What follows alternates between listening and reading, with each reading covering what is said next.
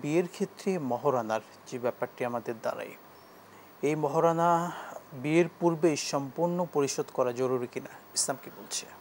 এখানে শরীয়তে অনেকগুলো অপশন আছে।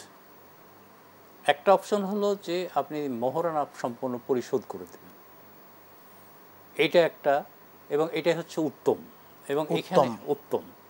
আর একটা হচ্ছে যে আপনি মহারানা বাকি রাখলেন, পরে এক সময় দিয়ে দেবেন।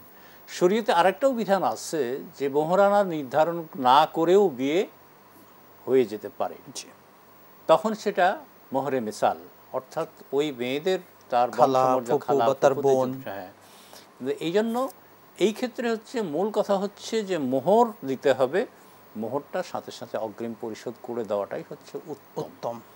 কারণ আমাদের সমাজে যেটা করা হয়ে থাকে বর্তমানে দেখি যে আমরা অনেক বেশি মোহর নির্ধারণ করা হয় এবং এটা কখনো উসুলি করা হয় না, এরকম ঘটনাই বেশি ঘটে। এখন অবশ্য সচেতন হচ্ছে আমাদের ছেলেমেয়েরা, আমরা এখন একটা লিমিটের মধ্যে আমরা মোহরটাকে নিয়ে আসার চেষ্টা করতেছি, সেখানে পরিশোধ করে দেওয়া হচ্ছে, অথবা 1 বছর 2 বছরের মধ্যে করে দেওয়া হচ্ছে। এটা উত্তম, কারণ আপনার মোহর তো সেটা সে পাবে, তার হক, এই হক থেকে তো আপনি মেয়েকে বঞ্চিত করতে পারেন না। এবং এটা হচ্ছে তার অর্থনৈতিক নিরাপত্তার গ্যারান্টি। মেয়েদের যদি কোনো দুর্ঘটনা ঘটে বা কোনো কিছু হোক, কত কিছু ঘটনা ঘটতেছে, তাহলে সে সামাজিকভাবে কীভাবে প্রতিষ্ঠিত থাকবে, তার জীবন অতিবাহিত কীভাবে করবে, ছেলে মেয়েদের কীভাবে মানুষ করবে, এটার গ্যারান্টি, সামাজিক গ্যারান্টির জন্যই মোহরের ব্যবস্থা করা হয়।